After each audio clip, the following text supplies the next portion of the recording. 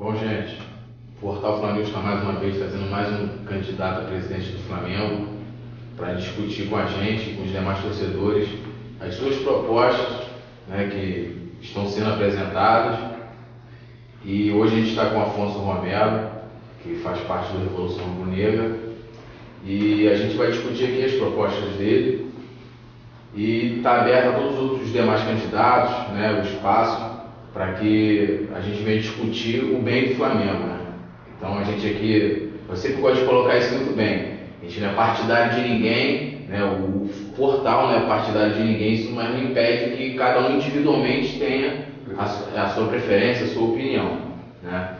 E a gente vai abrir o nosso papo pedindo aqui para o Afonso falar um pouco dele, com a sua história dentro do Flamengo, se você já fez alguma coisa, se você já participou, você poderia... Queria agradecer a você, primeiro, pela oportunidade, pelo espaço que está dando, a atenção do pessoal que está acessando aí o Flamengo, e te dizer que eu sou sócio do Flamengo desde a década passada, mas, na verdade, eu era sócio dependente do meu pai nesse mesmo título. Ele era sócio proprietário, eu aprendi a nadar naquela piscina, na piscina que faz a pérgola ali do bar. Tenho ótimas lembranças do Flamengo na década de 70, quando eu frequentava cotidianamente o clube. Depois eu morei fora do Rio durante um período, não estive muito ligado ao clube. Voltei a morar no Rio há um pouco mais de 10 anos, e aí o título do meu pai passou para mim, eu passei a frequentar o clube. E aí você frequenta o Flamengo, não precisa de uma semana para você começar a achar que as coisas ali estão erradas, né?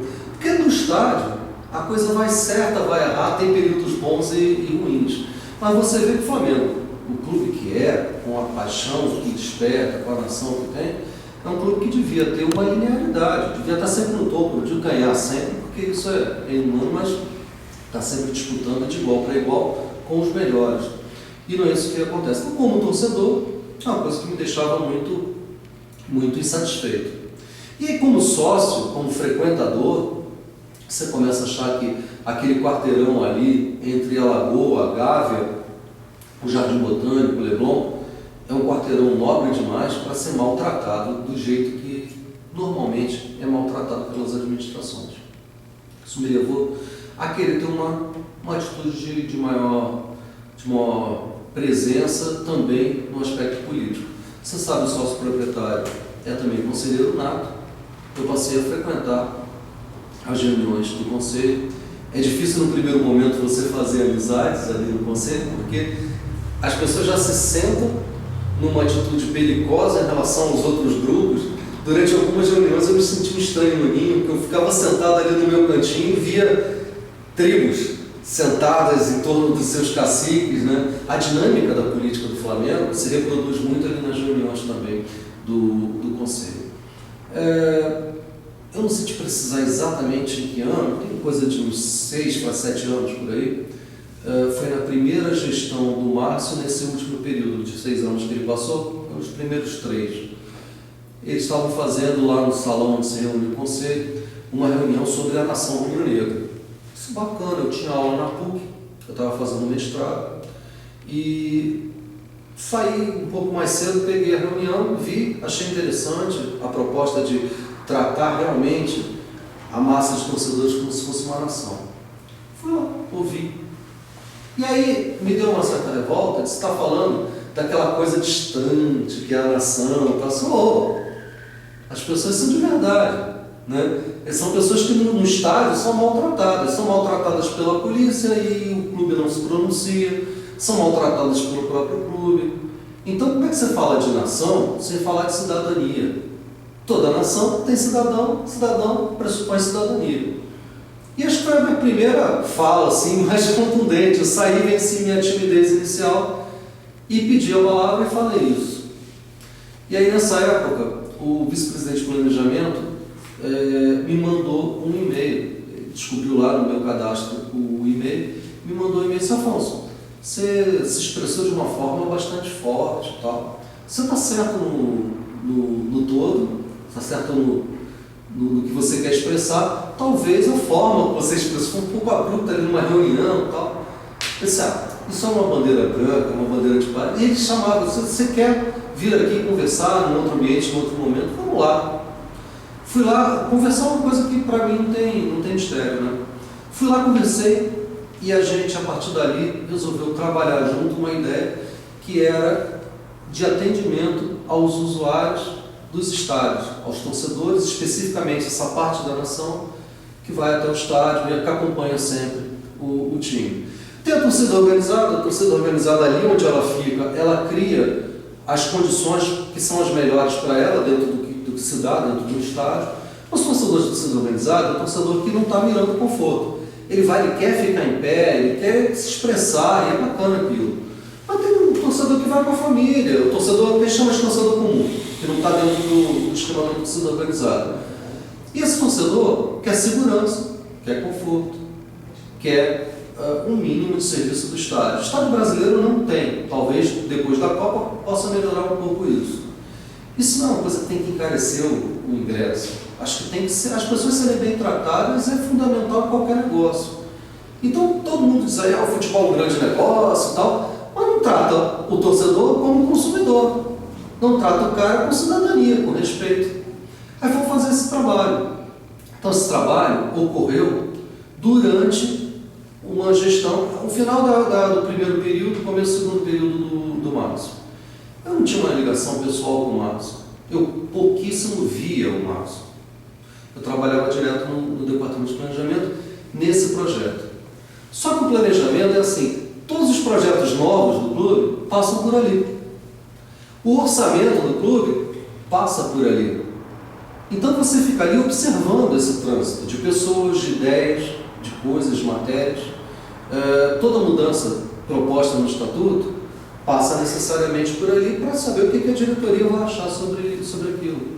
Então foi um intensivão aí, um curso intensivo de política rubro-negra, de como funciona o clube. Era interessante, até não se pode dizer assim, você participou daquela diretoria, o que era aquela diretoria? Era uma diretoria rachada em grupos, representava muito bem essa questão da política rubro-negra, rachada em tribos. Então assim, eu estava ali num contexto, o pessoal chamava de a turma do planejamento. Aí tinha a turma do gabinete da presidência, a turma dentro da diretoria, você tinha mais oposição do que não oposição. Isso acontece, não é muito raro acontecer na política rubro-negra. Então toda essa experiência eu vivenciei ali ao longo de quase 2 anos.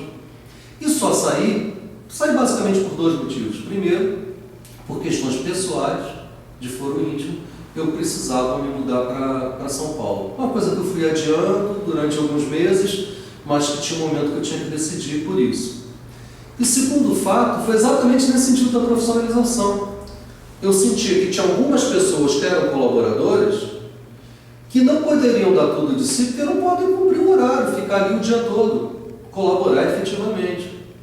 E que o clube contratava a gente para algumas funções por apadrinhamento, mas não contratava alguns colaboradores que poderiam ser aproveitados como profissionais. Não era a favor nenhum. Eu sou uma pessoa que tem 2 pós-graduações em administração, em negócios, e eu estava ali colaborando gratuitamente. Mas, claro, isso tem um período razoável. A partir dali você diz assim, olha, peraí, eu não me dispus a passar a minha vida aqui dentro. E não tem nada de errado nisso, porque as pessoas que são profissionais devem ser aproveitadas como profissionais. Então, juntou isso com essa pressão no nível pessoal de vir morar em São Paulo, e eu interrompi essa minha participação na administração do Flamengo, naquele momento. Então foi essa minha experiência no Flamengo, uma experiência que foi muito rica por onde eu estava no momento que eu estava. Tá certo. E agora, né, essa pergunta é meio que de praxe, né? Eu sempre faço essa ilustração. Vamos supor que você tenha sido eleito e que 1º de janeiro de 2013 você esteja lá sentando, tomando posse como presidente do Flamengo. Qual seria a sua prioridade? Onde você chegaria lá? Vou começar por aqui. Onde o Afonso... É preciso, infelizmente, preciso cumprir alguns trâmites. Então, uma coisa que é importante, para não ser afoito, é você sentar com a administração que está saindo claro, se ela também se dispuser a dialogar e tomar pé da situação. Claro, a gente sabe o que está acontecendo dentro do Flamengo, mas uma coisa é o balanço de 1 ano, 2 anos atrás, outra coisa é a situação do caixa. Vamos ver como é que está esse fluxo. Que contas eu tenho para pagar semana que vem ou hoje e qual é o fluxo de caixa para pagar. Então, todo o resto que qualquer pessoa responda é retórica. A primeira coisa que você tem que fazer é isso, por uma questão de responsabilidade com o fluxo de pagamento das coisas. Depois, claro que tem projetos, contratos que estão em andamento. Então é uma roubada sem tamanho você dizer assim, olha, a primeira coisa que eu vou fazer aqui é um contrato com empresa X, alguém que sopra no outro lado. Mas isso aí já tem um outro contrato que é incompatível. Então você tem que tomar pé disso. Não adianta perguntar.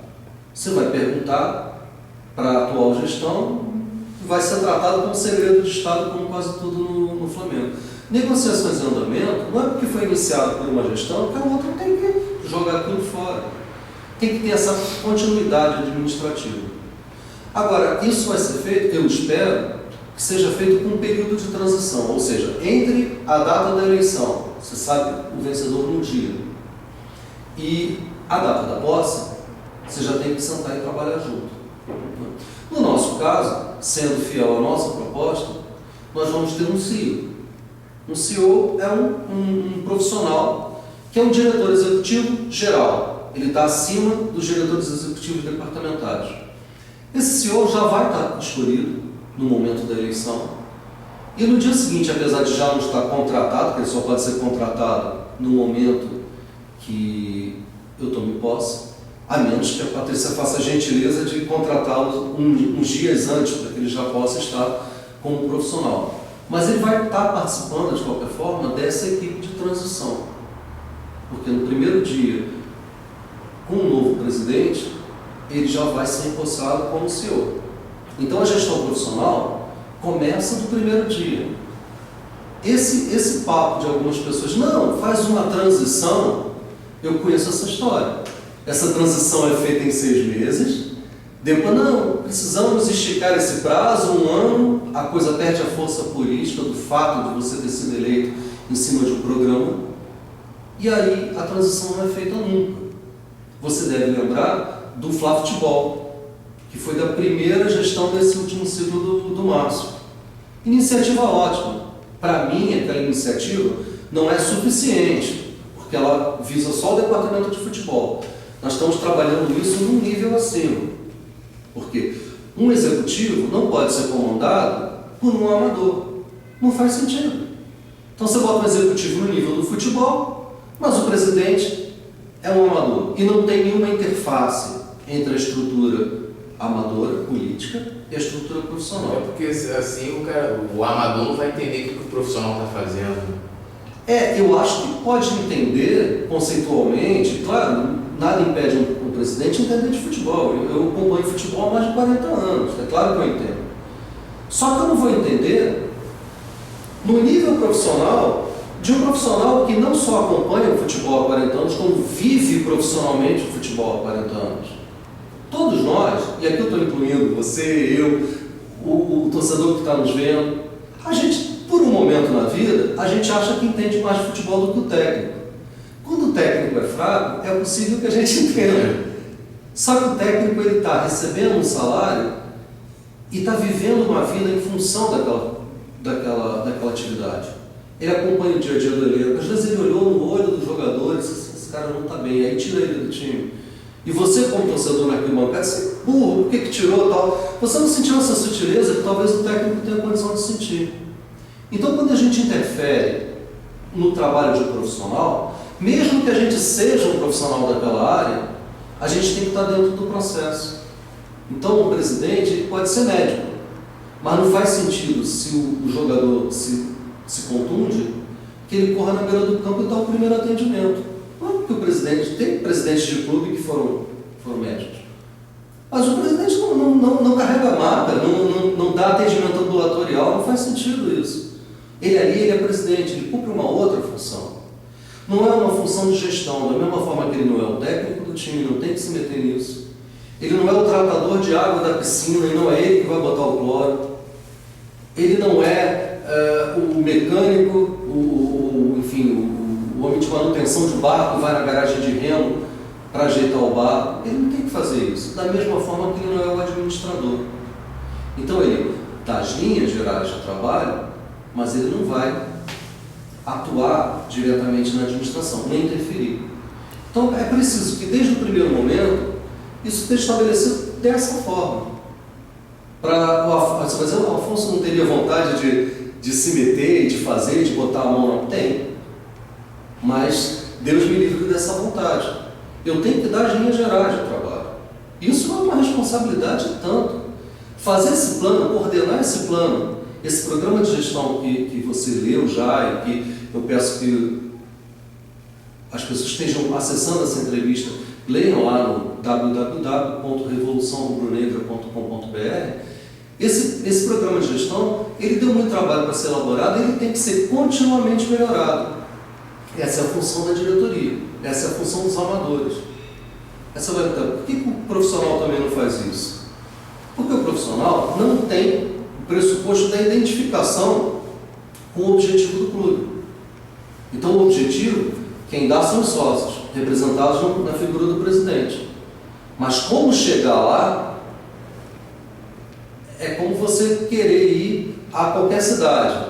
Eu quero ir ao Nordeste, eu quero ir visitar Recife. Ok, quem decidiu isso foi você, você sabe onde quer ir. Não é por isso que você vai pilotar o avião, vai dirigir o ônibus, Você contrata alguém que faz isso melhor do que você, ainda que você saiba dirigir ou pilotar. Você quer ir. Quem vai te fazer chegar é o veículo. Agora uma outra pergunta interessante, que tudo na vida a gente faz, a gente tem um motivo, né, para fazer. E essa pergunta é o seguinte, né? Por que o Afonso quer ser presidente do Flamengo? O Afonso é um cara, começar a falar em terceira pessoa, que eu estou enlouquecendo, né? Não. Já que você pergunta assim, gente, o Afonso, eu sou um cara que acredito profundamente no modelo profissional de gestão. Não para o Flamengo, para qualquer grande clube. E eu vejo, nos grandes exemplos por aí, você vê, por exemplo, vamos citar alguns grandes clubes, aleatoriamente. O Paris Saint-Germain, o Bayern, na Espanha o Real e o Barcelona, na Itália aqueles grandes de sempre, a Juve, o Milan, na Inglaterra esses times que estão em evidência, o Manchester, o Chelsea. Cada um tem um modelo societário diferente, não tem uma regra para isso. Né? Um tem um dono só, outro tem, o Barcelona tem uma massa de 100 mil associados. Então você vai perguntar, o que é melhor? Você ter um dono só, ser uma empresa, um clube empresa, ou ter 100 mil associados? Para o sucesso, pode ser melhor para o Flamengo um outro modelo. Eu acho que o modelo atual societário do Flamengo não é ruim. Ele devia admitir a gente, mas não é excludente em si. Você, se quiser ser sócio do Flamengo, você vai lá, compra um título. Agora, o modelo administrativo desses clubes, todos os grandes, são profissionais. Nenhum deles, o presidente, sendo dono ou não, faz a gestão diretamente. Nenhum deles. Todos eles têm um quadro de executivos profissionais. Então a gente vai discutir o que é periférico, que é o modelo societário, e não vai discutir o que é fundamental, que é o que faz toda a diferença no sucesso dos clubes hoje, que é o modelo de gestão. Então a gente está discutindo nessa campanha o modelo de gestão. E é um modelo de gestão no qual eu acredito.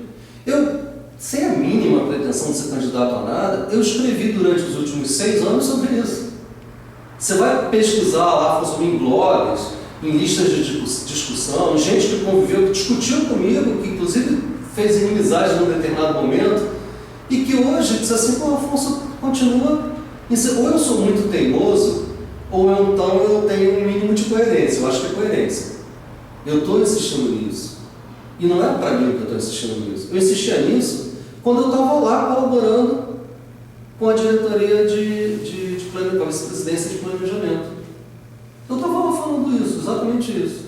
Olha, eu acho que o modelo de gestão não vai andar antes de ser radicalmente profissional. Quem está aqui fazendo, atuando, porque naquela época, pelo menos, as pessoas-chave da administração do clube chegavam às 6 da tarde, todo mundo tem seus afazeres, e aí ficava discutindo política. Ninguém discutia a execução do plano político. Porque eles não vão. O que eu estou falando é o seguinte, é isso mesmo, a gente tem que discutir política, as ideias, os conceitos, não política politicária, mas a política no sentido amplo, no sentido grandioso da palavra política, é planos, estratégia, que é o que sempre foi feito. E ninguém faz é botar a mão na massa. Eu não estou querendo mudar isso. Antes já ninguém botava a mão na massa. É mito dizer que o presidente do Flamengo botava a mão na massa e executava o plano estratégico, passava ele para o operacional. O que precisa é que alguém faça o operacional. E essa pessoa tem que ser profissional para fazer. Agora uma pergunta que acho que um monte de pessoas deve fazer para você, porque você mora em São Paulo, né, o Flamengo, a sede, né, no Rio de Janeiro, né, talvez você deve estar até de saco cheio de ter que explicar isso, né, mas eu acho que é interessante, né, a gente saber como que o Afonso faria para poder, de repente, numa emergência, ou até porque do jeito que você está falando, até da forma que eu li, né, a proposta, né, não há necessidade do presidente estar todo dia lá no clube. Não só não há necessidade, como é melhor que não esteja. Para não ficar tentado a se meter onde não deve. Mas vai ver para outras pessoas que devam pensar diferente. Então, mas como que você faria, né? Haveria alguma dificuldade, né? Como que o Afonso daria? Então, eu entendo, Túlio, a tua necessidade de fazer essa pergunta, até porque a pergunta de muitas pessoas você está representando aqui essa curiosidade. Mas, tipicamente, essa pergunta é feita, né, a menos que seja feita assim profissionalmente, é feita por quem não compreendeu ou quem não leu o programa de gestão. Você foi pelo caminho que é esse mesmo. O presidente é melhor que não esteja no cotidiano, no dia a dia. O que não quer dizer que o presidente não deva estar presente, eventualmente. O presidente tem que acompanhar os jogos lá de cima, sem se meter no vestiário. O presidente tem que estar no clube e não é marcar data para estar, não. Tem que dar em certa, tem que ir lá ver se é isso mesmo que está acontecendo, se é o que as pessoas relatam para ele. Ele está todo dia, não acrescenta nada. E, efetivamente, a tradição do Flamengo é que o presidente passe lá 2 horas no final da tarde. Que também não adianta nada, porque os eventuais profissionais, existe um corpo de profissional, e os eventuais profissionais já não estão mais lá, já bateram o cartão e foram embora para cá. Então, morar em São Paulo, as pessoas fazem disso, às vezes, um bicho de 7 cabeças, né? Você mora no Rio, veio entrevistar em São Paulo, levou 40 minutos de lá para cá. É possível que do aeroporto até aqui você tenha levado mais tempo do que do Rio para São Paulo.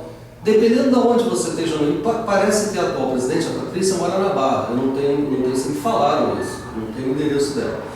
Mas, assim, eu tenho certeza que, se é verdade, se ela mora na Barra, ela leva na hora do rush de manhã para ir até a Gávea mais tempo do que eu levaria daqui.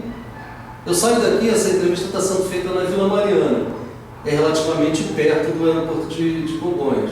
Eu saio daqui agora e chego no Flamengo, o quê? 60, 70 minutos?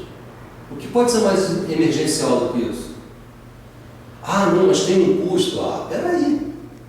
Esse custo se eu tiver que comprar uma passagem agora, para ir agora, vai ser um pouquinho mais alto. Mas se eu puder me programar para ir, isso é R$50 uma passagem. Eu quando saio na hora do almoço para ir almoçar, eu gasto mais tempo e mais dinheiro do que para ir para o Rio. Claro, se não torna cotidiano, não vou no Rio para tomar um cafezinho e voltar. Não é assim. Mas a necessidade de estar no Rio, para qualquer coisa, ela é imediata. Olha, tem poucas coisas da minha vida que são mais importantes do que o Flamengo. Mas eu tenho. Meu pai tem 76 anos, minha mãe tem 70. E meu filho tem 17. Os 3 moram no Rio. Se qualquer um dos 3 adoecer, não é mais emergencial do que qualquer situação que você imagine com o presidente do Flamengo. Se eles precisarem com urgência da minha presença, eu não vou estar lá em 1 hora, 1h30? Isso me impede de ser pai ou de ser filho deles? Claro que não. Agora, eu para ser filho dos meus pais, eu tenho que viver dentro da casa deles?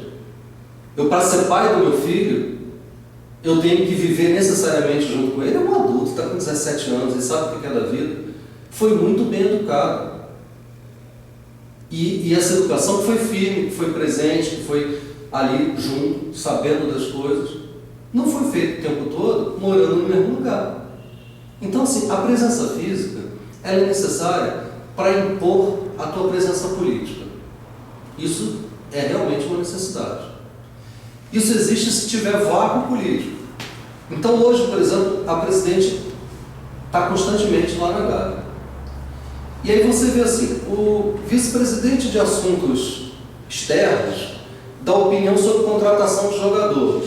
Pô, mesmo não sendo um modelo profissional, não era de se supor que o vice-presidente de futebol que falasse sobre contratação de jogador? O que é isso? Bagunça, vácuo de poder. Não tem ninguém ali para dizer assim, essa área é dele, aqui você não se mete, aqui você tem que ser cobrado porque você falou que ia fazer e não fez. Então, se não tem um presidente que está lá o dia todo dia, não tem nada a ver com a presença dela. E não é dizer, ela às vezes faz esse tipo, né? Falam isso de mim porque eu sou mulher. Não tem nada a ver com o fato de ser mulher. A presidente do Brasil é mulher e é atuante. Agora, o governo federal está presente só em Brasília? Não. O governo federal está presente em cada unidade da federação. Quantos presidentes você precisava ter para o governo federal atuar eficientemente em todos os lugares? O Flamengo está no Rio. Eu estou a 40 minutos do Rio. Na eventualidade da presença política do presidente ser necessária, quantas vezes ela for necessária e quantas vezes o presidente vai estar lá. Agora, morar em São Paulo, te digo mais, é uma eventualidade. Eu estou morando em São Paulo. Hoje, qualquer profissional de ponta, ele não pode dizer com certeza que ele vai morar os próximos 5 anos no Rio ou em São Paulo. Muito provavelmente ele vai estar no Brasil em uma das duas cidades. Mas um profissional de ponta, em qualquer área de atuação, ele não pode dizer com certeza em que cidade ele mora. Então, o profissional que tem a ambição pessoal de trabalhar bem, de trabalhar em grandes marcas, em grandes empresas, ele não pode te assegurar. O que tem no Flamengo também é muita gente que não tem o que fazer, né? O cara é aposentado, o cara é empresário, o cara se coloca, não, fulano de tal, candidato a empresário. Você, empresário de quê? Qual é a empresa que ele tem? Não sei. Então não é empresário, peraí. Empresário eu conheço o cara que é dono de uma empresa. Então tem muita gente que não faz nada da vida, ou vive do rendimento, ou tal, nada contra. Cada um, se não estiver roubando, pode viver do que quiser. Mas se apresenta como um profissional de uma área que você não é. Então, um profissional, alguém que seja ativo profissionalmente, não tem cidade, não. O cara está onde é necessário ele atuar hoje. Tá certo. Agora uma pergunta, né? Assim, lendo a proposta de vocês, o tempo todo você fala de choque de gestão, né? Revolução, né? E sendo que assim, eu tenho uma ideia, o Afonso foi eleito, né? Vocês têm uma filosofia própria completamente diferente que o clube tem hoje, né?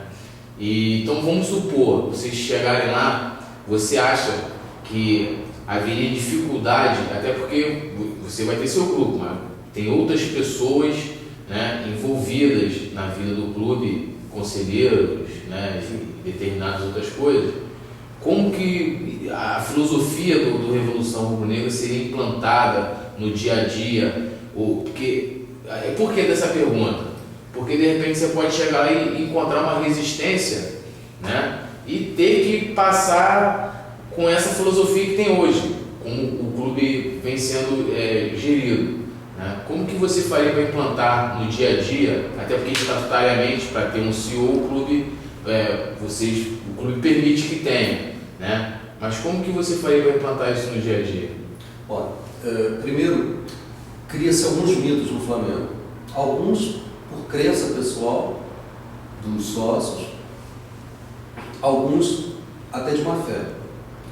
Então aqui eu não vou julgar a natureza dos mitos que são criados, mas um mito o conselho é antipático a qualquer mudança, o conselho atrapalha o clube. Então vocês falando do conselho deliberativo, né? Então, vamos pegar um caso atual. O Flamengo está jogando sem patrocínio master na camisa. Em algum momento, o conselho atrapalhou esse processo de contratação? Não. É incompetência pura e simples.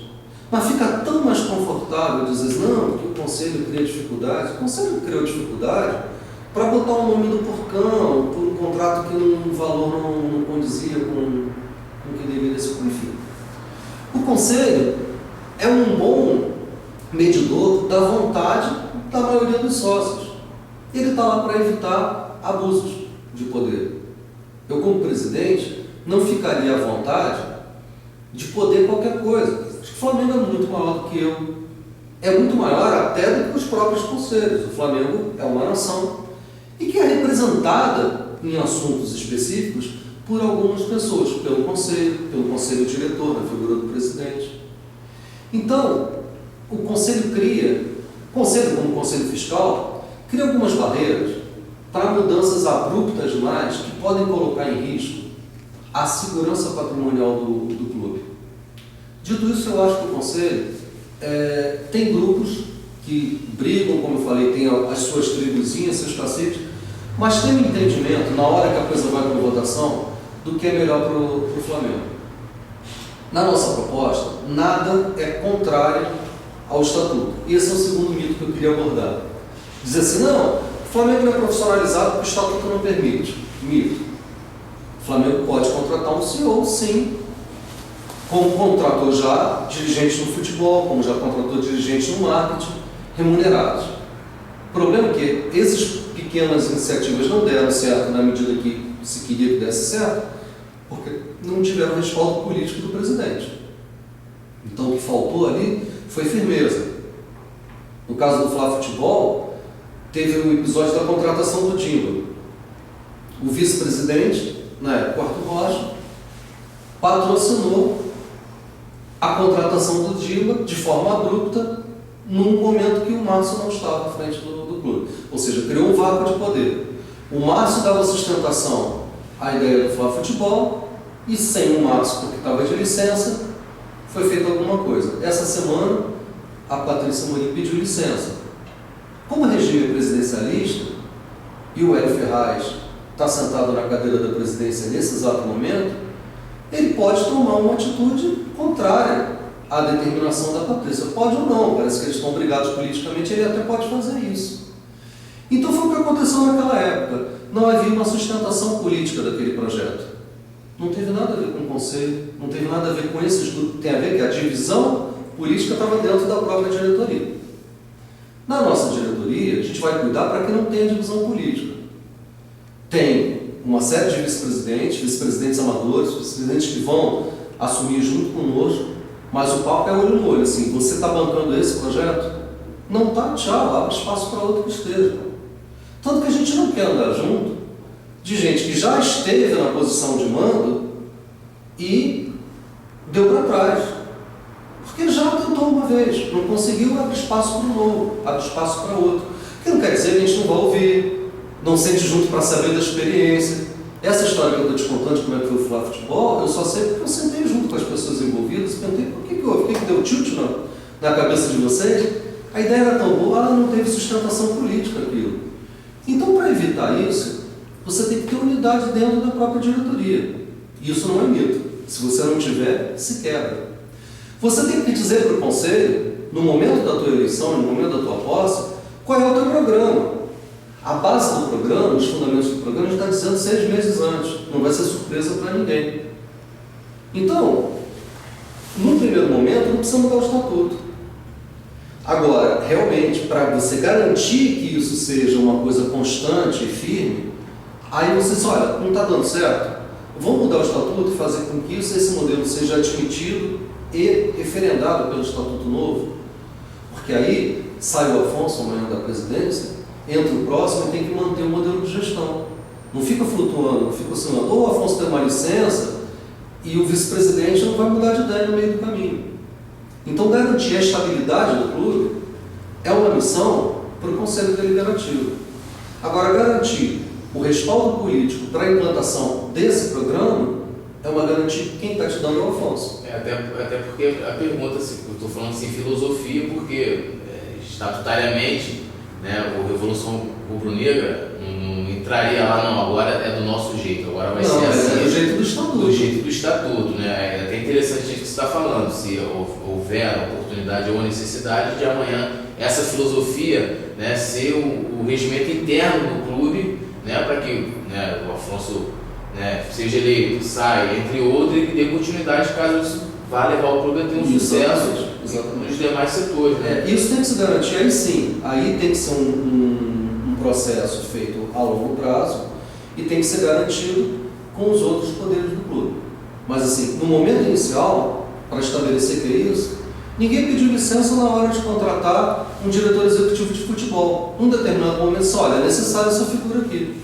O que a gente está dizendo que isso é necessário para o futebol, para os esportes olímpicos, para a administração do Flagave, ou seja, do clube social. Só que são perfis diferentes. O cara do Flá Futebol é um cara que tem que entender de administração, mas de futebol. O cara do Flagave é um super síndico. É um cara que vai cuidar para que aquela estrutura esteja bem conservada. Tem dinheiro para isso. Não é falta de grana, não é falta de... Os recursos do Flamengo, não é que eles não existam, o Flamengo seja um clube pobre. Chega a ser engraçado achar que o Flamengo, uma marca que atinge 40 milhões de pessoas, não tenha recursos. O Flamengo tem recursos mal geridos, o que leva a um outro assunto. O cara que está cuidando do caixa, da finança, ele tem que ser um profissional. Ele tem que ser um cara de cuidar do dinheiro. E aí por aí vai. Quer dizer, o que a gente fala até, vocês estão querendo inventar roda, isso é óbvio. É óbvio, então por que não pratica? É bom, então por que não implanta? Se a Patrícia vai até o final do ano, agora eu vou fazer aquela colocação assim, e se a Patrícia estivesse indo bem? No meu ponto de vista, a Patrícia ir bem dependeria dela profissionalizar o clube. Porque não é pessoal, não é ela que é fraca. O que é fraco é a proposta de gestão. Que é dela, que é do anterior a ela, que é do outro anterior. Tipo assim, é uma filosofia, essa atual do clube, que vem de anos, porque, até assim, mudando um pouco, eu lembro, na eleição passada, por exemplo, que acho que a maioria dos candidatos falavam em renovação, inclusive a atual presidente. Ela vinha com isso, de juventude, de renovação, e o que se viu, o que nós estamos vendo é coisa completamente diferente. A mesma filosofia que tanto foi criticada, até mesmo pelos demais candidatos, foi a que continuou sendo implantada. Então, por isso que a Revolução Rubro-Negra, ela não faz uma oposição à Patrícia necessariamente. Ela faz uma oposição a esse modelo de gestão. Porque vai trocar os nomes e vai continuar igual. Você acha de coração que todo mundo que tem passado por lá agiu de má fé com o clube? Eu convivi com alguns. E você vai no estádio, o cara está lá pulando, torcendo como o torcedor comum torce. É mito dizer que na tribuna o cara torce, não, torce igual, dá soco na cadeira, se revolta, xinga o técnico. Dá vontade de virar para o lado e dizer assim, velho, foi você que contratou ele. Não é que você está xingando o cara que você acabou de contratar. Mas que ele vira torcedor. Então esses caras, a maioria deles, é identificado com o clube. Só que eles estão administrando num modelo administrativo que não faz mais sentido. Mas o Flamengo não virou grande assim? Virou, mas em uma outra época, num outro mundo. Antigamente você ia de carroça porque era o que tinha. Depois que inventaram o automóvel não faz muito sentido. Se você vai de carroça, você chega depois do cara que saiu junto com você. Eu me lembro não, eu li, né, porque eu não tinha idade, que teve assim, em 86, 87, já se discutia dentro do Flamengo sobre marketing. Que até na época... O Flamengo saiu na frente. Que o Flamengo saía na frente, tinha um projeto, o Márcio Braga, não sei se ele estava num grupo, eu não sei dizer porque na época eu tinha 3 anos, então eu li, assim, mas ele tinha um grupo que falava do marketing e tal, e era uma coisa, no Brasil, assim, milionária, né? O Flamengo, uma ideia que hoje tem que estar no sangue, né? O marketing pulsando, o profissionalismo, né? E a gente vê coisas assim, completamente diferentes acontecendo, como, inclusive você falou isso, que eu vejo como dupla função até, né? O cara lá que é do departamento, que é o aqui, né? Fala de futebol, um interfere no seguido do departamento do outro. Uma época que a Patrícia acumulou a função de vice de futebol, né? Essa coisa toda, e até aconteceu agora também, o cara que é financeiro, né, médico, falar do determinado exame que não existia, e assim, o torcedor... Foi vice-presidente jurídico.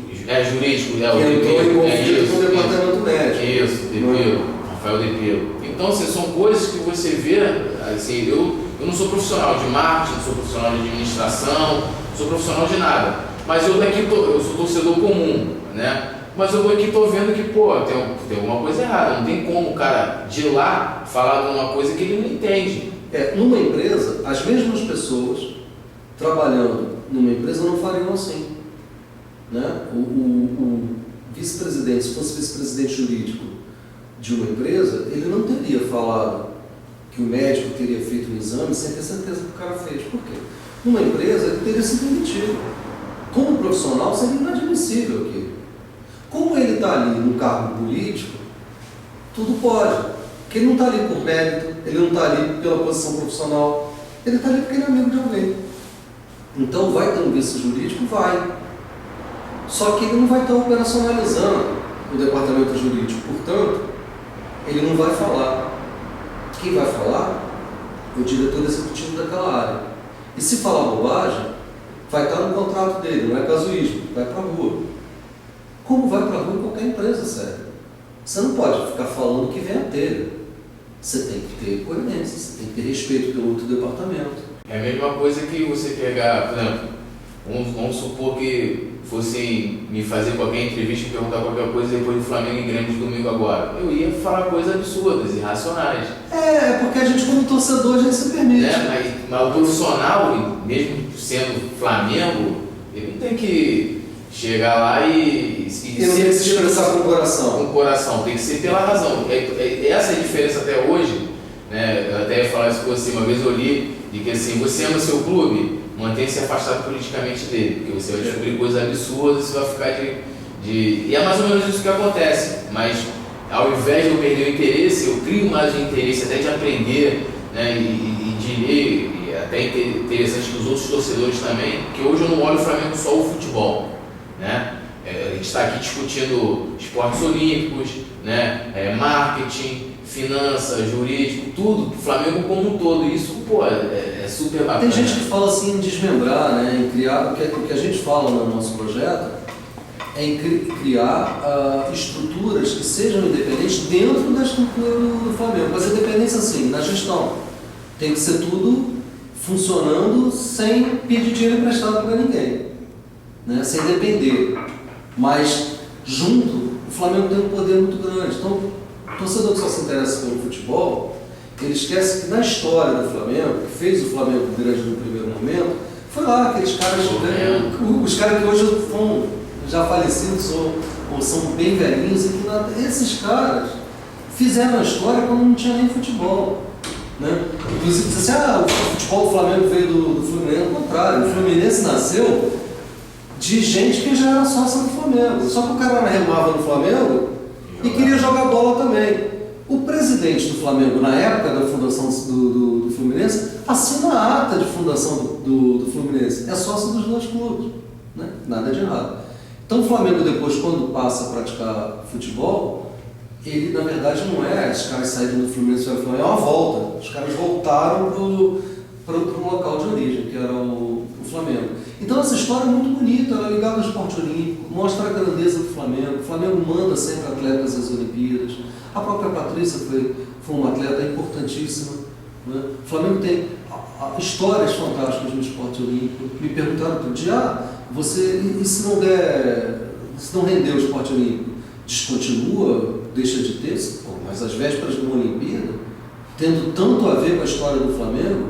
Agora, é inexplicável, do ponto de vista racional, por que tem que dar prejuízo? Peraí, o Pinheiros dá prejuízo?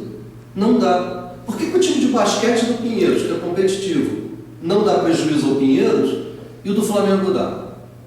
Por que a equipe de natação do Minas Tênis, que é tão competitiva quanto a do Flamengo, não dá prejuízo ao Minas Tênis e a do Flamengo tem que dar ao Flamengo? O que tem é problema de gestão. Aí você vai dizer, mas o Minas Tênis e e o Pinheiros também não são clubes, mas a gestão dos esportes olímpicos é profissional. Agora a gente bom, Afonso, o estatuto do clube, né, para o candidato, ele deve apresentar um plano de propostas, metas, né, como você tem o seu, os demais candidatos que já se apresentaram têm, né. Então eu gostaria que você falasse, assim, lógico, resumido, né, sobre as propostas do Revolução Rubro-Negra, né, sobre a sua candidatura, sobre o que você, num todo, né, pretende implantar no Flamengo. O estatuto, infelizmente, é vago em relação ao que seria esse programa de governo, o plano de metas, o plano de propostas. E é vago porque em outras eleições, em outras candidaturas anteriores, lá atrás, gente até que inclusive ganhou a eleição, fez uma coisa quase que no papel de pão ali, 2 páginas, linhas gerais. Sou a favor que o time jogue com 11. Disse nada, né? Então, nós fizemos esse ano, pela primeira vez, na eleição rubro-negra, tem 2 candidatos que lançaram um programa decente. Não estou falando do conteúdo, se um é melhor do que o outro, mas fizeram um programa de verdade.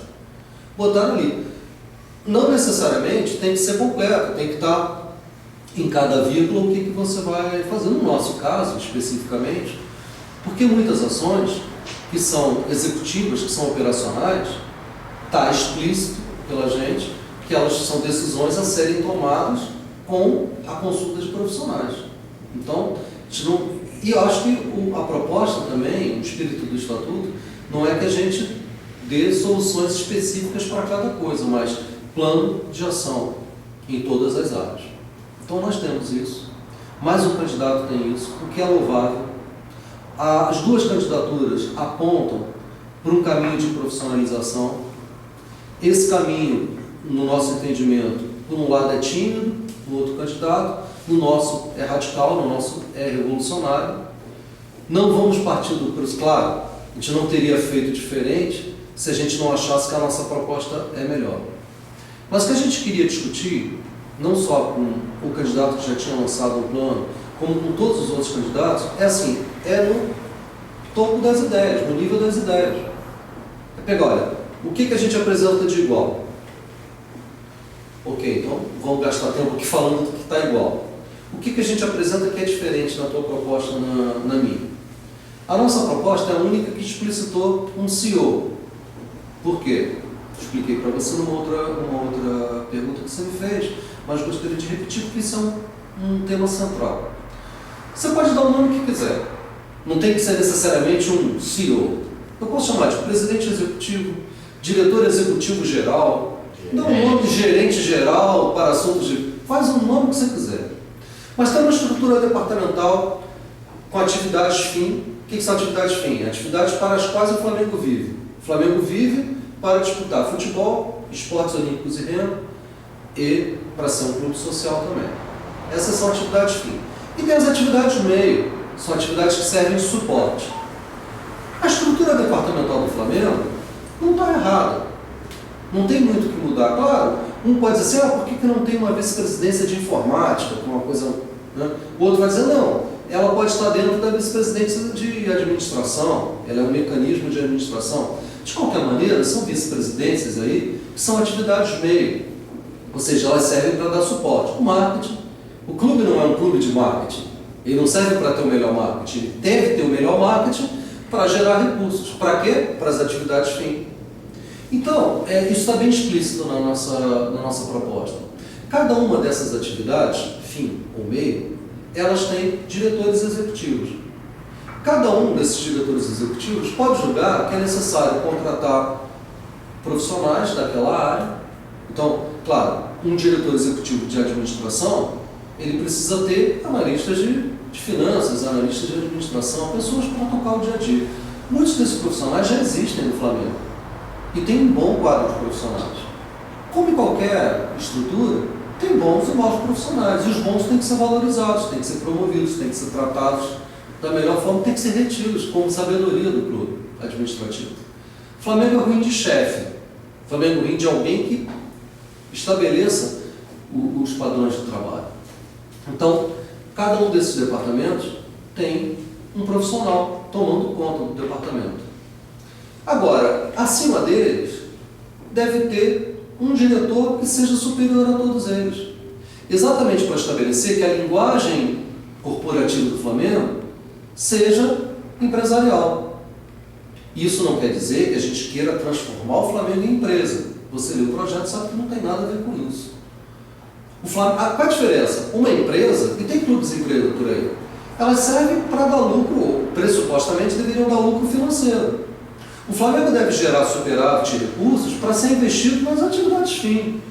Nenhum sócio está querendo chegar lá e retirar dividendos no final do ano, então não é a natureza do Flamengo. Só que, para qualquer atividade, visando o lucro ou visando a vitória, você tem que ter uma estrutura organizacional que seja compatível de uma empresa. Por quê? Você vai fazer um contrato com um fornecedor de material esportivo, por exemplo, ou com um patrocinador, ou com a televisão. São empresas. São empresas que vão negociar com você, representadas por profissionais da área negocial. Se você não tiver um profissional do outro lado, você vai fazer um péssimo negócio. Os caras são treinados para levar o melhor acordo possível para casa. Se você botar um amador bem intencionado, esse cara pode até ter a capacidade de defender o clube, mas ele não tem a capacidade técnica de argumentar, de fechar o melhor acordo, de fechar o melhor contrato. Então, por isso que tem que ter uma estrutura, toda ela, sem exceção, profissionalizada. Essa é uma estrutura operacional, é uma estrutura do dia a dia, de como fazer a coisa chegar onde a gente pretende que chegue. Ou seja, não só profissionalizar só o departamento de futebol, que é o que mais se fala. Se fala do departamento de futebol porque ele é o que gera mais recursos e gasta mais recursos.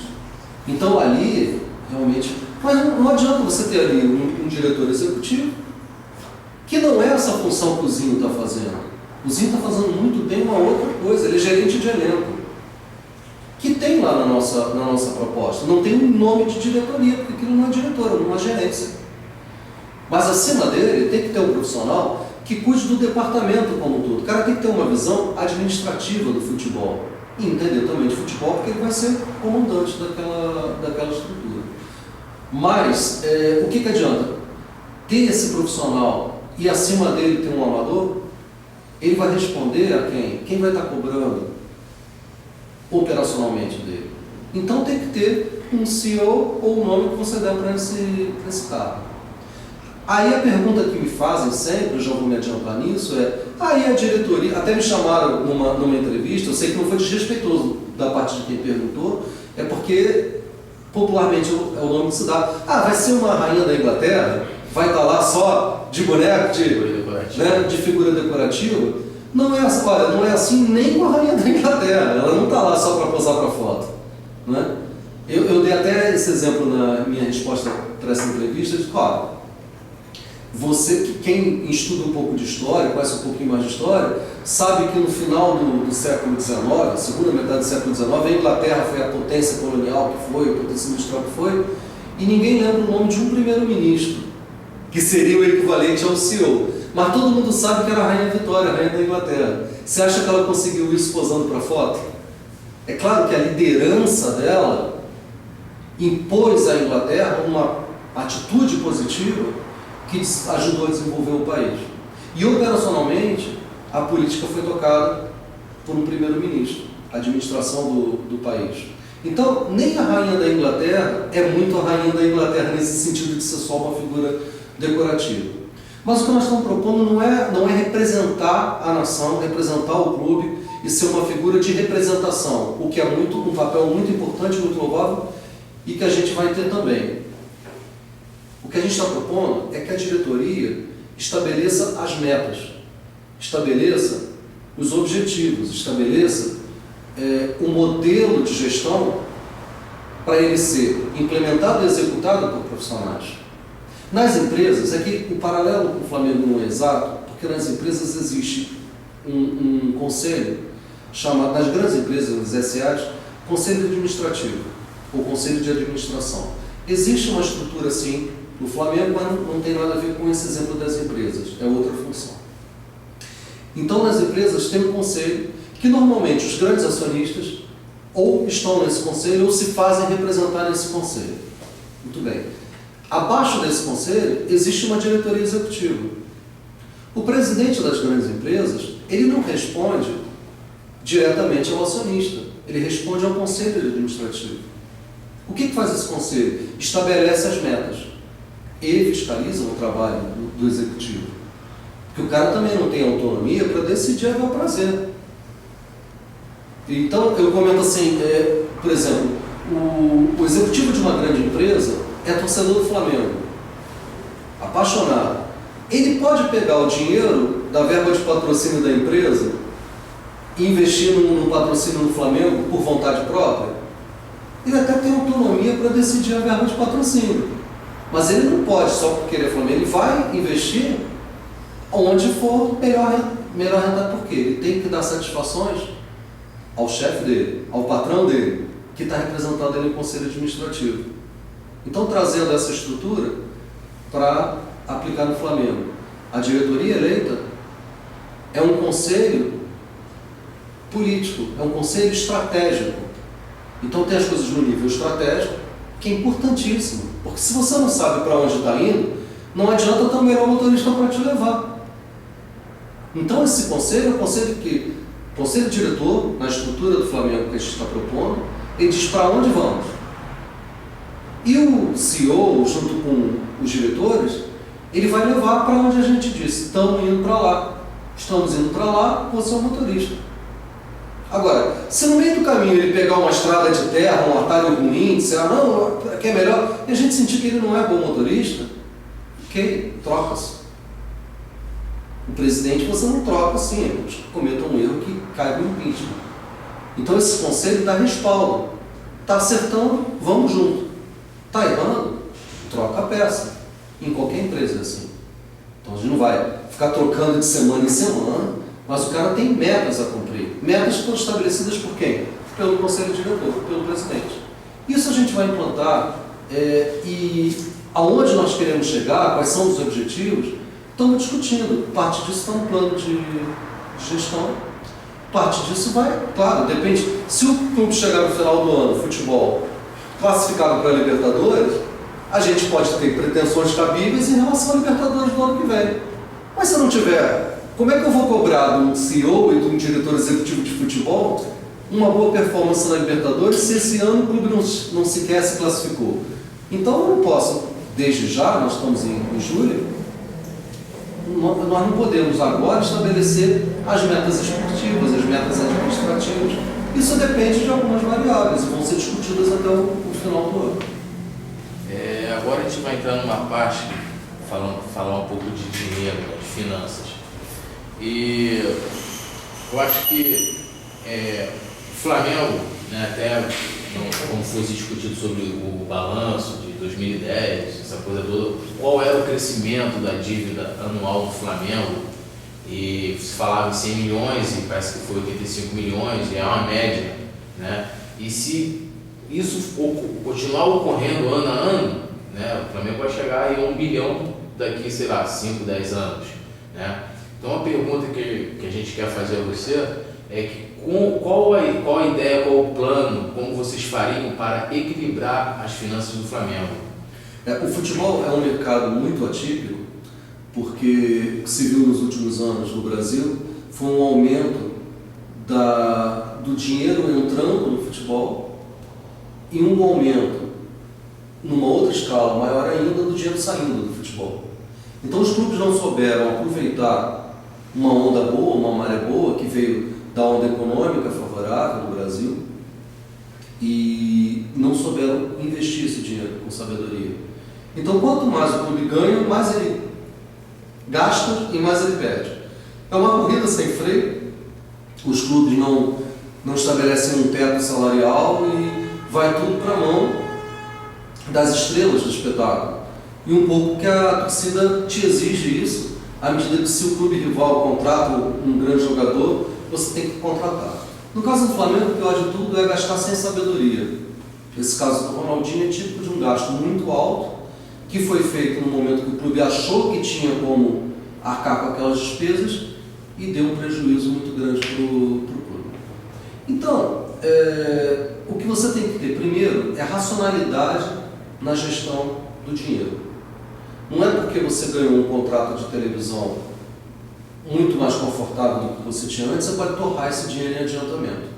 O contrato já prevê que não vão ser dados adiantamentos, já é sábio isso, porque quando dava adiantamento, os clubes gastavam tudo antes e depois ficavam no prejuízo. Todo mundo quer contratar, não tem lógica nas contratações, não tem um pensamento de quem, a que horas, porque é tudo na base do eu preciso de um nome de impacto, eu preciso dar satisfações, então isso tem que ser freado. Claro, o Flamengo precisa de ídolos, o Flamengo precisa de nomes de impacto, mas, por exemplo, quando você contrata um jogador no final da carreira esportiva, pela idade, pelo histórico recente dele, quando ele está em declínio, qual é a chance de você recuperar esse dinheiro mais adiante? Nenhuma. Então, às vezes você contrata um jogador um pouco mais barato, mas é como naquele samba, laranja madura na beira da estrada está bichada. Você não vai confiar no poder de revenda, você não vai rever esse dinheiro adiante. Então, uma contratação que não foi racional. É claro que ela tem que ser uma contratação de impacto, no sentido de dar resultados esportivos. Atender a expectativa da torcida, que não é racional. Mas ela tem que ser feita de uma maneira racional. E aí a diferença entre a expectativa do torcedor e o que um profissional sabe fazer, que é contratar o nome certo, na hora certa, que dê o impacto, que dê um retorno de marketing, mas que dê um retorno esportivo, efetivamente, e que não seja jogar dinheiro fora. Em relação à dívida, que você me perguntou especificamente a dívida, o Flamengo primeiro tem que saber exatamente quanto deve. Parece uma questão óbvia, parece uma resposta que deveria ter à mão, mas infelizmente não é assim. Alguns dados do Flamengo são tratados sem transparência nenhuma, o que é um erro, e é um erro que a gente corrige no nosso programa. Todos os dados, as informações que não sejam sigilosas por uma questão de segurança interna, claro, não vou dar a combinação do cofre. Isso não tem que ser uma informação pública. Não pode ser uma informação pública. Mas qual é a dívida do Flamengo e com quem? É uma informação pública. Qualquer empresa séria diz isso publicamente. Até porque empresas sérias têm investidores, o investidor tem que saber. No caso do Flamengo não tem investidor, mas tem o sócio. Eu, como associado, não deveria ter acesso a essa informação, independente de ser candidato ou não. Evidente que isso é uma informação que é pertinente. O próprio Flamengo, não é nem por má fé, ele não sabe, ele não faz essa auditoria. Então tem que fazer uma auditoria da dívida. No segundo momento, depois de feita a auditoria, você tem que fazer uma renegociação da dívida. Ora, tem gente que prefere apostar que o Flamengo um dia pague. E vai pagar. Mas tem gente que prefere receber metade, mas receber agora. E se entrar um dinheiro e você pode fazer um abatimento de dívida, negocia. Isso vale para qualquer pessoa, até uma pessoa física. Se está com alguma dívida no banco, no cartão de crédito, negocia um abatimento para pagar à vista. Então, caso a caso, o Flamengo tem que tratar disso.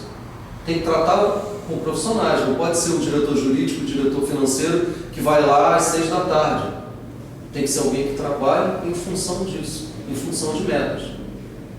Boa parte da dívida do Flamengo é com o poder público. É de INSS, que é uma coisa que deveria ter sido recolhida. E até você falou, desculpa assim, você falando sobre essa parte, né, a dívida com o governo, é que os clubes, não só o Flamengo, a maioria dos clubes fazem isso, eles vão rolando essa dívida ano a ano, né, mas assim, parece que o Flamengo hoje parece que a dívida é 485. Vamos botar aí que 250, 300 milhões sejam de dívida com o governo, né? Então, se você ver, se não houvesse essa dívida, né, o número de credores que o Flamengo estaria devendo seria bem menor, né? Com certeza vocês não fariam isso, né, de rolar essa dívida, né? Não, rolar indefinidamente é uma péssima política, mas também adiantar o pagamento sem o desconto não faz sentido do ponto de vista financeiro. Eu não sou, e nem preciso ser, um profissional da área financeira, mas você tem que ter a assessoria de alguém da área financeira para dizer quando, por quê e de que forma pagar. Quando isso é melhor para as duas partes e quando tem dinheiro, efetivamente. Então, por um lado, a dívida tem que ser auditada e negociada. Por outro lado, o número de recursos que entram no clube tem que aumentar. E as atividades do clube, tanto as atividades meio quanto as atividades fim, elas não podem dar prejuízo ao clube continuamente. Ao contrário, elas têm que gerar superávit para você abater a dívida. Porque se você não gerar superávit no futebol, no esporte olímpico, com a ajuda dos recursos do marketing, então você não vai ter como ir abatendo a dívida. Você vai só fazendo o dia a dia ali. Então o Flamengo precisa priorizar a renegociação da dívida. Você só pode negociar o que você sabe e assume que tem como dívida, e gerar superávit primário de caixa para abater isso. E ter um programa de abatimento dessa dívida. E quando você sinaliza isso claramente para o mercado não olha para você como alguém de pires na mão, alguém que é devedor e que está precisando de recursos alucinadamente. Quando você vai negociar um patrocínio, você está dizendo para o patrocinador explicitamente o seguinte: olha, eu tenho aqui um leque de possibilidades. Eu não estou dependente da tua resposta. Eu vou analisar as melhores propostas para o Flamengo. Quando você está... É como você ir no banco pedir dinheiro emprestado, o gerente sabendo que você está furado, você está sem grana. Aí o teu juro é maior. Você é risco para o banco. Então o Flamengo tem que sinalizar para o mercado que tem uma gestão eficiente, que tem uma gestão que não faz gastos bobos, tem uma gestão que está preocupada em abater a dívida, em alavancar novos recursos para o clube. Quando você cria esse clima favorável à renegociação, tudo que o mercado quer é um Flamengo forte. Porque negociar com o Flamengo forte é melhor do que negociar com o Flamengo fraco. Quando você está fraco e demonstra fraqueza, o que você atrai como parceiro na negociação é gente que está querendo te dar pernada, se aproveitar da sua fraqueza. Quando você tem um plano de gestão claro e um caminho que está sendo cumprido, você sinaliza isso, você negocia legal, de igual para igual. Então, é esse o Flamengo que a gente quer.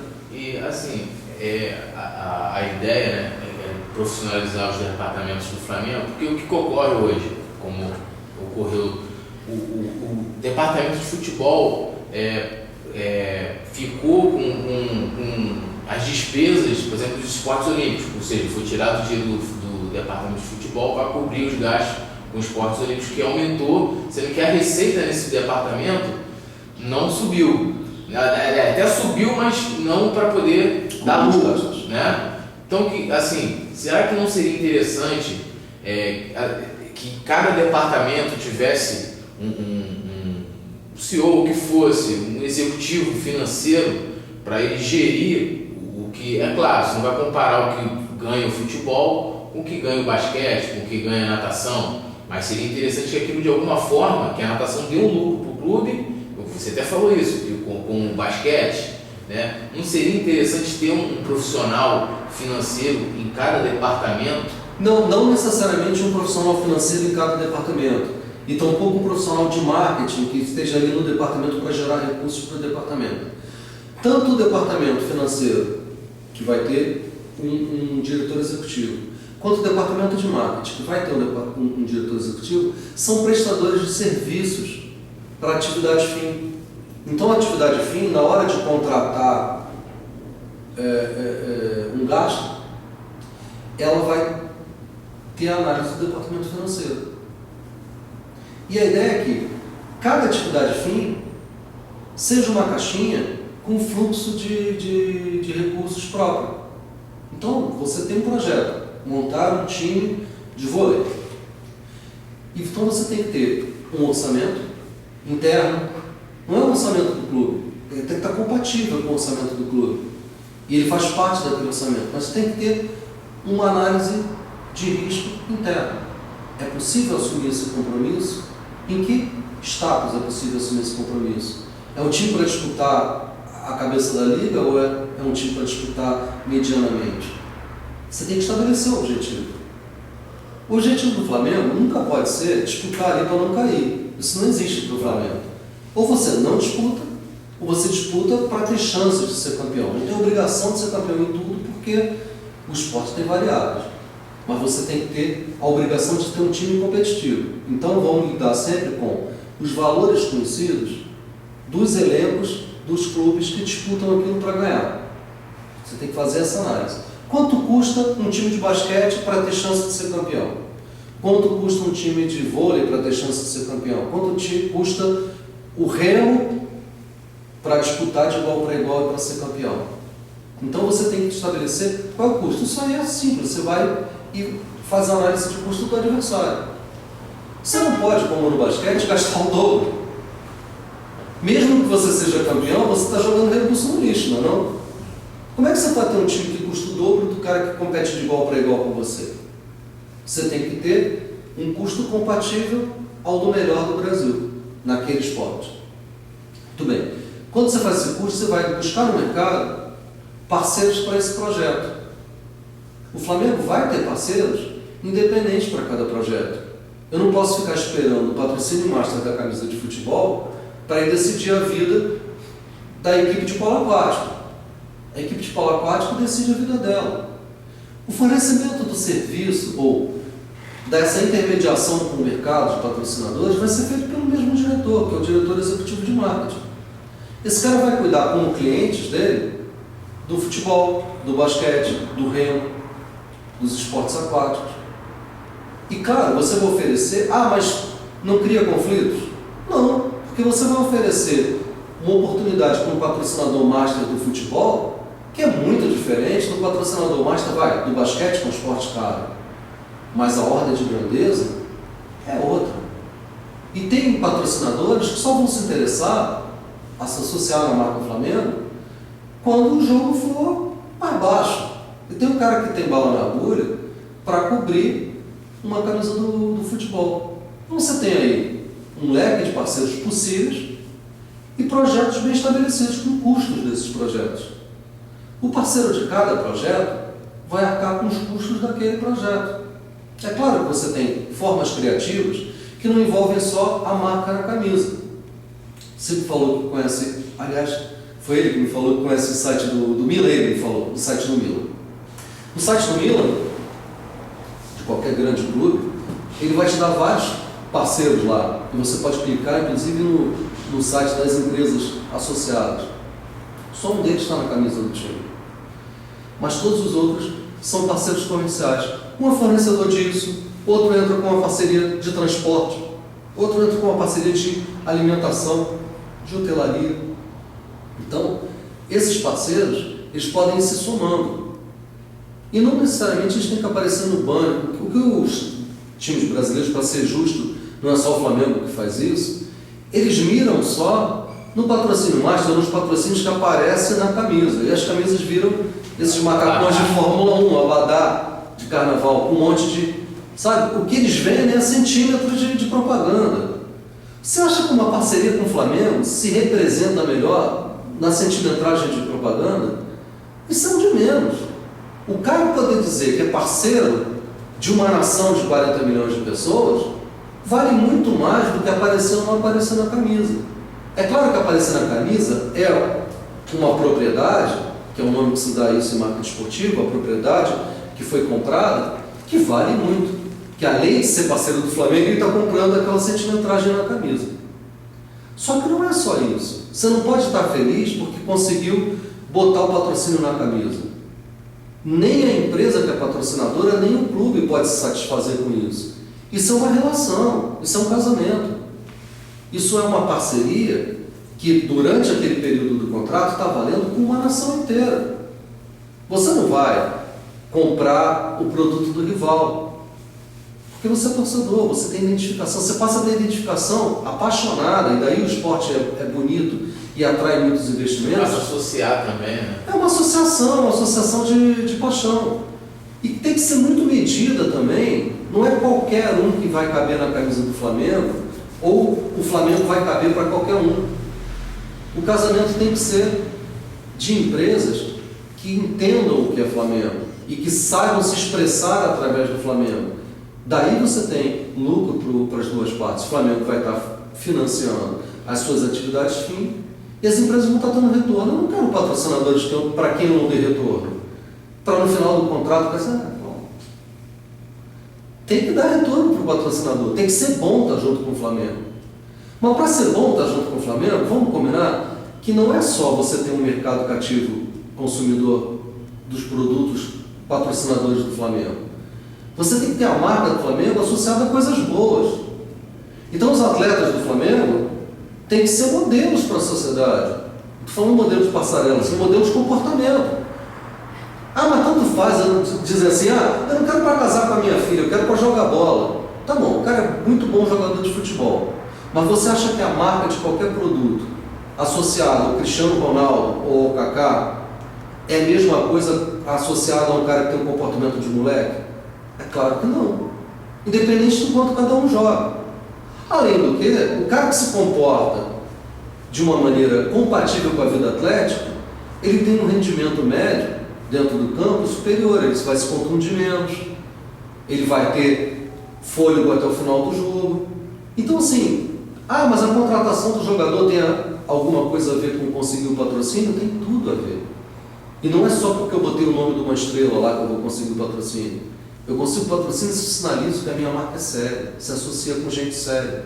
Esse exemplo que você está dando, a gente pode pegar o ano de 2010, por exemplo. O Flamengo iniciou com um dos maiores patrocínios, que era com a empresa Batavo.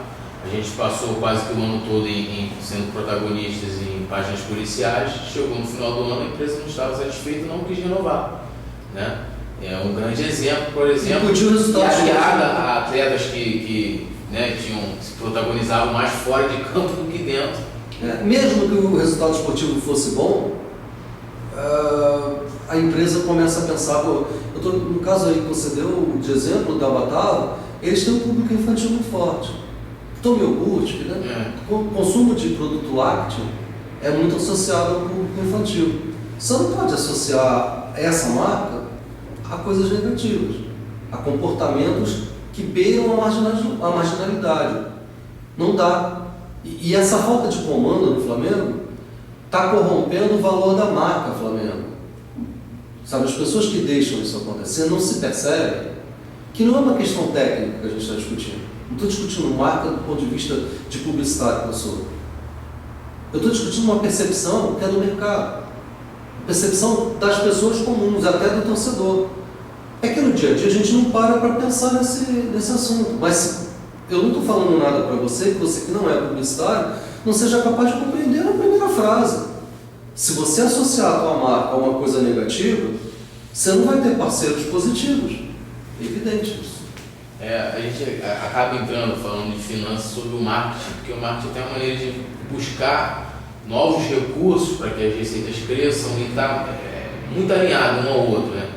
E lá no plano de metas, né, de gestão de vocês, tem uma área muito interessante falando sobre o marketing, né? E lá tem fala a criação de 3 gerências, né? Que é o patrocínio e pesquisa, licenciamento e marca, comunicação social. E além de você falar o que são, né, essa criação de 3 gerências, eu queria que você falasse sobre o departamento em si, se haveria uma reestruturação onde e como internamente que o Flamengo pode melhorar, né, esse setor que para todo mundo, o cara sendo amador ou não, é muito mal explorado pelo Flamengo. Para quem está olhando de fora, eu conheci há alguns anos o departamento por dentro. Durante 2 meses eu fui diretor de marketing, não vice-presidente, fui diretor. Colaborador, amador do departamento. O departamento era muito mal estruturado. Tinha algumas pessoas que tinham nível de estagiários, alguns que eram recém-formados, uma garotada muita vontade de fazer, mas já desde então não tinha um comando, não tinha uma linha mestra, não tinha uma política de marketing no Flamengo.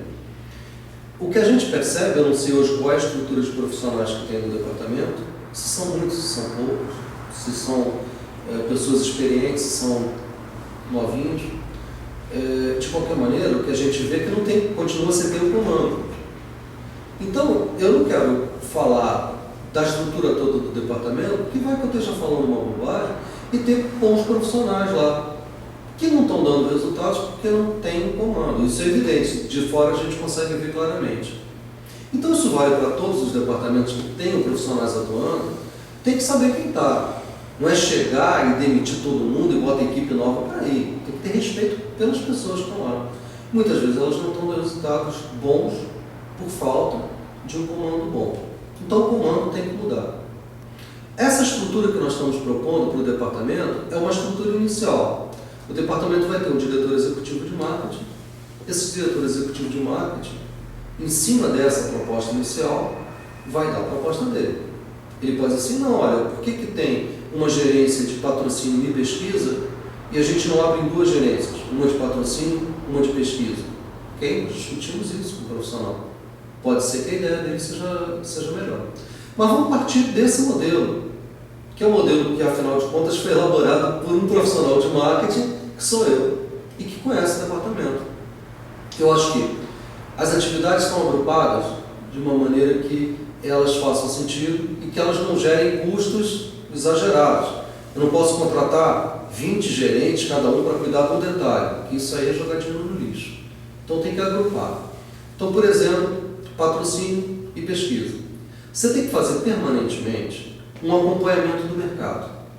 Seja em relação ao gosto da torcida, seja em relação ao posicionamento da marca, a percepção do que as pessoas identificam no Flamengo. Identificam paixão? Ok, sem dúvida. Identificam seriedade? Atualmente não, porque é uma área de risco. O quanto elas identificam que essa falta de seriedade é da diretoria ou é do clube? Isso tem que ser pesquisado. Isso não é feito de orelhada, não é feito por pegando o cheirinho lá, não. Você tem que fazer pesquisa de campo. Pagar, tem coisa que você faz com a equipe própria, tem coisa que você tem que pagar a uma empresa de pesquisa para fazer para você. Posicionar a marca, saber o que é o Flamengo, não na percepção do rubro-negro médio, ou na percepção do sócio, na percepção do dirigente, vai ser sempre o viés da paixão. Mas, para o brasileiro médio, sendo ou não rubro-negro, o que ele olha para o Flamengo? Tem características que não são em absoluto ruins ou boas. Se um torcedor adversário olha para o Flamengo como um grande rival, isso é bom. Porque o Flamengo tem que ser visto pelos adversários como um grande rival, mas como um rival leal, um rival que joga dentro das regras do jogo, joga limpo. Por quê? Ah, mas para vencer não vale? Não vale, porque senão você mancha a tua marca. O cara vai comprar o produto que é teu patrocinador, mesmo que ele não seja seu torcedor, mas porque ele identifica com a grandeza do clube, com a paixão. Se ele é torcedor de um time pequeno, ou de um time que tem uma expressão regional, mas não tem nenhuma antipatia pelo Flamengo, tem respeito. Então o Flamengo tem que ser uma marca que inspire respeito. Como é que eu sei qual é essa posição no mercado? Se eu tiver pesquisa. Eu também tenho que ter uma área de pesquisa que identifique os potenciais parceiros comerciais do Flamengo. Quem tem qualidades associadas à marca dele, que podem ser reforçadas pelas qualidades associadas à marca do Flamengo. É assim que se faz o casamento. Não é quem dá mais. Eu não vou pegar qualquer marca e negociar com qualquer marca. Não é um espaçozinho na camisa, é uma parceria. Então eu tenho que buscar no mercado os parceiros certos para vender melhor os projetos. Quando eu faço isso, eu facilito o quê? A busca de patrocinadores ou parceiros comerciais nas diversas modalidades. Então, uma gerência cuida disso, de fazer a pesquisa, identificar e fazer a proposta ao mercado. Outra coisa que o Flamengo tem que fazer, e vale para qualquer área dessa do marketing, é o Flamengo tem que ir ao mercado. Não tem que se sentar no alto da colina como senhor e dono do mundo, dizendo o Flamengo é o Flamengo, somos 40 milhões. Porque essa arrogância não funciona no mercado. Ninguém vai correr atrás de você, não. Vai correr atrás de quem trabalha. Então, o Flamengo está acostumado, que em outras épocas podia ser assim, do mercado é ansioso buscar parcerias com o Flamengo. Tem que ser o contrário. Com humildade, mas com a postura digna, correta, de quem quer fazer bons negócios. Tem que ir ao mercado. Ok. Então, uma área que pesquise o mercado, que faça os casamentos certos. Uma área que trabalha a marca em si, o conceito de marca e o licenciamento de produtos a partir dessa marca.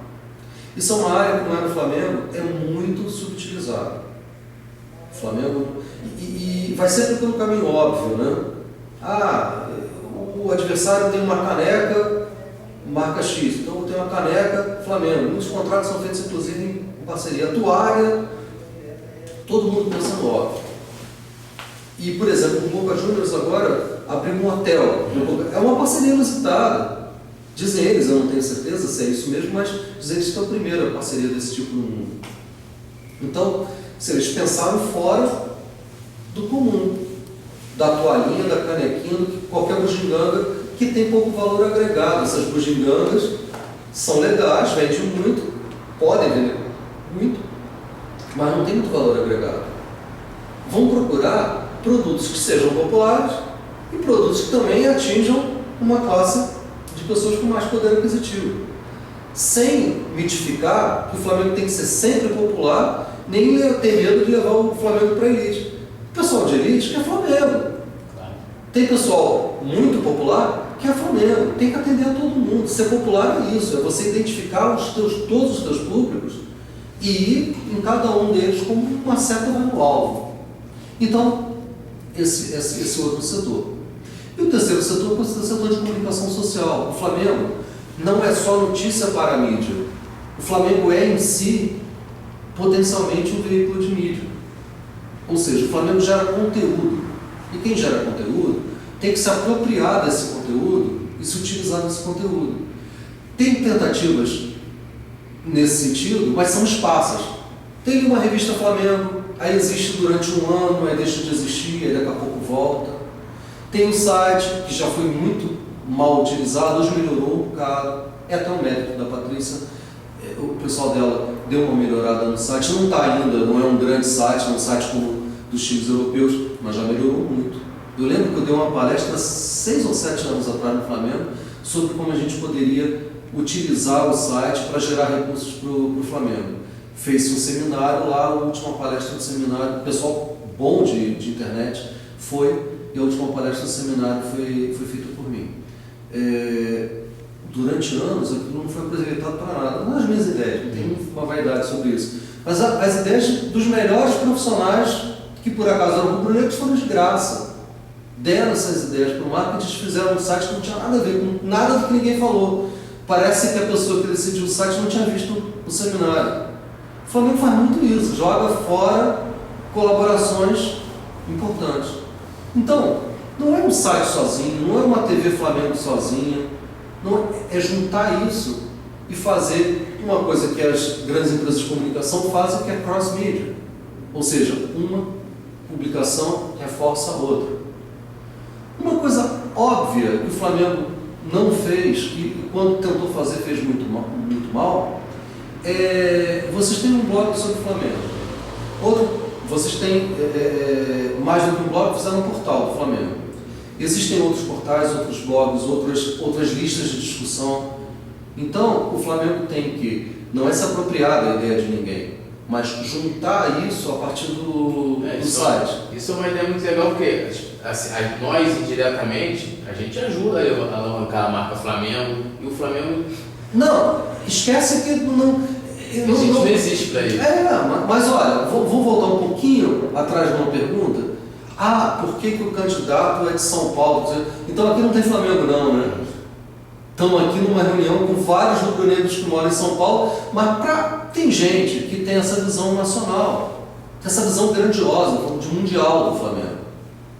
E tem gente que quer o Flamengo do tamanho do mundo, mas pensa o Flamengo no quadrilátero da Lagoa, do Leblon. Fica ali espremido entre o Leblon e a Lagoa do Jardim Botânico. Acha que o Flamengo é aquilo. Aquilo é importante pra caramba. Ter um território, uma sede bem cuidada, legal, atrair sócios. Porque não adianta dizer assim, vamos lá ser sócio do Flamengo para quê? Para votar de 3 em 3 anos? Tem gente que acha que tem gente que só quer ser sócio para votar. Mas você vai ser sócio se você tiver um clube para ser sócio. Então, o Flamengo Social não rouba recursos do Flamengo Futebol, que não compete em recursos com o Flamengo. Isso tudo é uma coisa só. O que tem que cada um cuidar do seu orçamento, para não gerar prejuízos mútuos. Mas juntos, eles são uma coisa poderosíssima que é essa marca do Clube de Regatas do Flamengo. E que então aquele quadrilátero lá, aquele quarteirão imprensado entre o Leblon e a Lagoa, é importantíssimo. Porque você pode passar a sua vida sem mergulhar naquela piscina, naquelas piscinas. Mas você fica pessoalmente humilhado se um torcedor rival diz assim, aquele clube lá de pobre, que está mal conservado, não toca nenhum ladrilho, não paga a conta. Isso é terrível. Você não tem nada a ver com a piscina, mas você não quer ouvir isso do seu clube. Você quer um clube grandioso, forte socialmente também, mesmo que você não seja frequentador. E se você quiser ser sócio, você vai querer um clube bom. Você vai querer um clube compatível com a grandiosidade do Flamengo, nos esportes, no campo.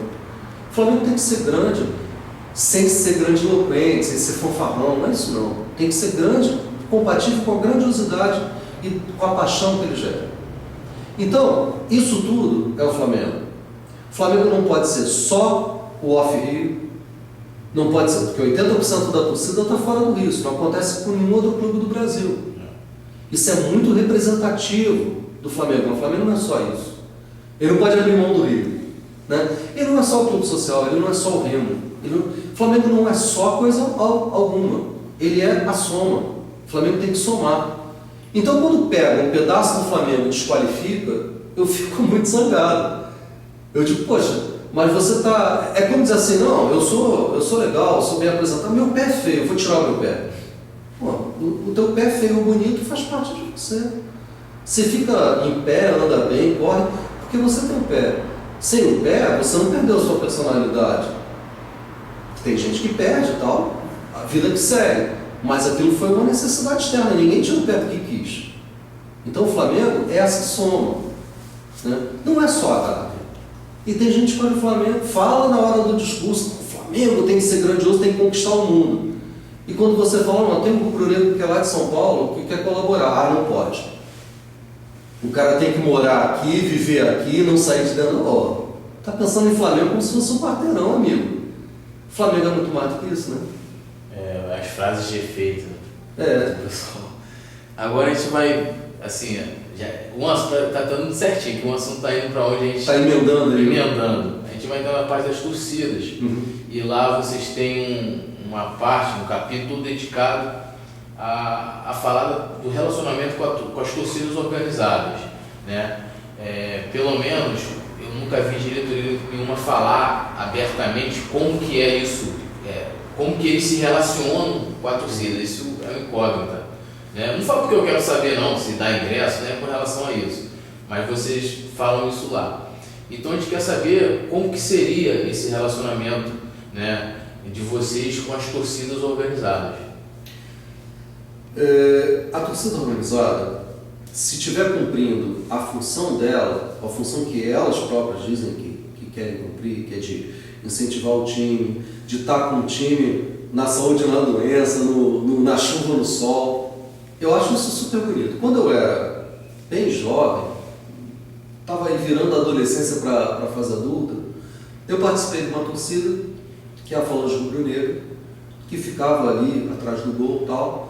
Participei durante uns meses, assim, eu ia sempre ao estádio, mas vou ser sincero, aquela coisa de ter que chegar 3 horas antes e tal, eu não podia sempre e tal, acabei não participando durante muito tempo. Então, durante alguns meses eu fui de uma torcida. E estava contagiado por esse espírito que eu sentia ali, aquelas pessoas que estavam ali junto. E sempre chegar mais cedo para fazer a festa, prestigiar o time, não vaiar. A maioria das torcidas tem isso como princípio, né? Não vai. Se tiver que vai no final. Isso. Mas durante o jogo, o cara tá jogando com a minha camisa, não posso vaiar essa camisa. Então tem uma série de coisas, de princípios de ação das torcidas que eu acho muito bonito. E no Brasil, especificamente, faz parte do espetáculo. Não adianta pensar num grande jogo de futebol, tanto que jogo da seleção é coisa fria, que tem um monte de torcedor, mas não tem torcedor organizado. Então quem é que faz essa festa? Essa festa é necessária? Tem país que o jogo, a festa é dentro de campo. Mas na cultura brasileira do futebol, a festa é dentro e fora de campo. O Flamengo tem uma participação importantíssima nessa história. Com a charanga, com as primeiras torcidas que passaram a torcer em pé o tempo todo. Isso tudo é importante. Então, eu quero, uma vez presidente, conversar com as lideranças dessa torcida e perguntar para eles uma coisa que é importante. E aí, o jogo é esse? É isso que vocês querem? É fazer a festa? Vamos fazer junto. O que vocês precisam do clube? Claro, porque eles fazem uma festa, gastam dinheiro. Então, não tem que fazer por debaixo do pano. Não tem que sair do meu bolso, nem tem que sair de uma contadora do clube. Se vai sair dinheiro para alguma coisa, ou se vai entrar dinheiro para alguma coisa, tem que ser... Ou seja, vocês querem fazer, na verdade, oficializar uma coisa, né? Mas a torcida organizada, algumas vezes com justiça, outras vezes talvez não, estão associadas também à relação aí de violência no estádio, ou no entorno do estádio. Isso não pode. Uma instituição que quer vender uma imagem séria não pode se associar com bagunça, com violência, com morte, com agressão. Ah, mas ele xingou minha mãe, porque o cara quer da torcida rival. Não quero saber, amigo. Se você se juntou para fazer o bem, não tem possibilidade de você fazer o mal com alguma desculpa, não rola. Você desvirtuou. Você tem aí uma infinidade de igrejas, né? Aí uma prega uma coisa, claro, se fosse pregar a mesma coisa, todas eram a mesma. Mas não, você tem visões diferentes da fé. E a fé mexe com a paixão também. Aí, um bispo, um padre, um rabino, qualquer religioso, ele prega a sua fé. E toda a fé prega o amor. A partir do momento que o cara prega o ódio, acabou para mim. Então, a torcida organizada, ela prega o amor pelo seu clube. O amor pelo Flamengo não é o ódio pelo rival. Isso não tem cabimento. E se o rival te odeia, deixa o cara morrer no ódio dele. Fica sozinho nessa. Não, e até isso que você está falando é importante porque é uma das coisas que, vamos supor, o Flamengo tem o seu próprio estádio. Né, só quem vai ao estádio não é só organizado, é família, pais, claro. Eu lembro que quando eu tinha 10, 11 anos que eu queria ir no Maracanã, o meu sonho era ver o Flamengo de perto. Minha mãe falava, eu tinha um tio que ele era, né, que ia sempre aos jogos, que ele me levava, não, mas tem aquelas torcidas que brigam, e até hoje é assim ainda, né? Tem essa proposta muito legal até para poder levar as famílias de volta aos estádios, as mulheres, as crianças, né, que todo mundo mostrar na televisão, essa coisa toda, e muitas vezes por causa de problemas de violência, isso não ocorre. E aí, é aquela história, uma coisa que era para gerar benefício para o clube, porque nenhum torcedor de torcida organizada vai dizer, não, eu quero que o Flamengo se exploda. Claro que não, o cara é Flamengo e acompanha, e incentiva. Então ele quer o melhor para o clube. Aí eu pergunto para o cara, vem cá, o melhor para o clube é você brigar? Você não vê que isso causa prejuízo? Então, se os caras assinam um pacto, se comprometendo a cumprir a regra, que não é a regra que eu vou impor, nem a regra que o Flamengo vai impor, é a regra da lei. Eu quero cumprir a lei e vou cumprir a lei dentro do estádio. Se ele me assegura isso, por que não fazer uma parceria? Por que não incentivar isso? De uma forma legítima, de uma forma legal. Por exemplo, ingresso gratuito. Eu sou contra dar o ingresso. Mas você não pode vender com subsídio? Qual é a diferença do cara que já vai pagar o ônibus para ir torcer e tal, se ele entra de graça no estádio ou se ele paga R$5? Por exemplo, estou chutando aqui, não estou assumindo compromisso nenhum, não. Mas eu estou chutando um valor que é irrisório. Não é? Porque, só de ônibus ele gastou mais para ir. Então, se ele paga, ele é consumidor, ele tem o direito, ele tem que exigir o serviço, mas ele vai pagar para estar numa área setorizada, onde ele pode torcer em pé, sem ter conflito com o outro que quer torcer sentado. Cada um quer de um jeito. Eu, se fosse levar um filho pequeno e para dentro da torcida, eu acho que não é, mesmo que não tivesse violência. Mas, o cara quer pular o tempo todo, tal, de repente uma criança ainda não consegue ver. Então tem que ter um setor para quem quer torcer mais quieto. Vai gritar, vai vibrar, mas não vai ficar em pé o tempo todo. E tem que ter um setor para o cara fazer isso, sem se importar se aquela bandeira na frente vai estar incomodando alguém. Quem está ali quer festa, quer fazer isso mesmo. Então beleza, tem que separar um do outro, para não ter problema. E não vai ter ninguém que é contra isso. Entende? Agora, para ter esses benefícios, para lidar de igual para igual com uma instituição séria, tem que ser gente séria. Eu acho que tem gente séria nas torcidas para poder fazer esse pacto.